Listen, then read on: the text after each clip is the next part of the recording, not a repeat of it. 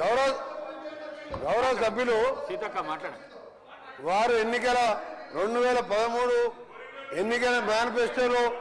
ఎన్నికల మేనిఫెస్టోలో కానీ మేనిఫెస్టో కంటే ముందు ఆయన పార్టీ పెట్టినప్పుడు కానీ ఒక అధికారానికి వచ్చేటప్పటికి ఒక 10 లక్షల సార్లు దళితుని ముఖ్యమంత్రి చేయకపోతే నా మెడ మీద తల ఉన్నదు అను.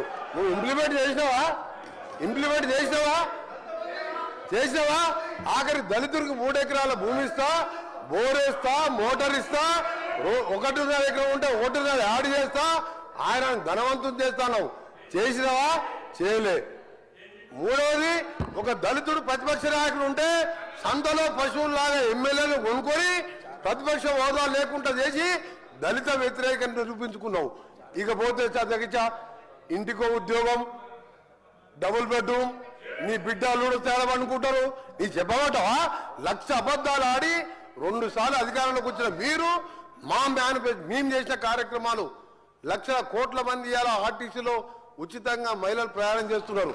చూస్తలేవా? 50 లక్షల కుటుంబాలకు 200 యూనిట్ల వరకు ఉచితంగా ఈ రోజు కరెంట్ ఇస్తున్న మాట వాస్తవం కాదు. ఒక ఇంటికి 600-700 అంటే సంవత్సరానికి 7,000 రూపాయలు ఇలా మిగులుస్తున్నాం. ఇంకా చేసే కార్యక్రమాలు ఉన్నాయి.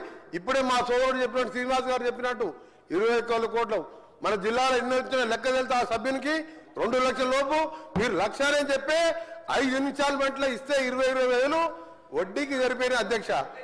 అంటే 15 నెలల్లో ఇన్ని చేసిన వాళ్ళం.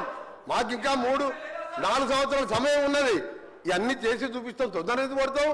అసలు నువ్వు దళిత ముఖ్యమంత్రి కానీ ఇన్ని లక్షల మంది దళితులు మోసం చేసి ఇలా బీసీ కులగణన చేస్తే కేసీఆర్, కేటీఆర్, హరీష్ రావు పార్టిసిపేట్ చేయలే. అంటే మీకు ప్రజల మీద ప్రేమ లేదు. అధికారం కోసం తప్పుడు వాగ్దానాలు, 1,00,000 వాగ్దానాలు ఇచ్చును. నీవిచ్చిన వాగ్దానాలు సగం అయిపోయాయి. మిగిలినవి కూడా చేసి చూపిస్తావు. తొందర వరకు నువ్వు పోయి రైతుల దగ్గర కాదు, రైతుల కోసం ఎవరేం చేసిండ్రు, నారాయణ డ్యామ్ ఎవరు కట్టిండు, శ్రీరామ్ సాగర్ ఎవరు కట్టిండు, శ్రీశైలం ఎవరు కట్టిండు, ఎస్ఎల్బిసి నుంచి ఎవరు కట్టిండు, కల్వకుర్తి ఎవరు కట్టిండు, నెట్టెంబాడు, ఇవన్నీ చెప్పాలని చాలా ఉన్నాయి. గవర్నర్ ప్రసంగం మాట్లాడితే మంచిదని గౌరవ సభ్యునికి సలహా ఇస్తున్నా.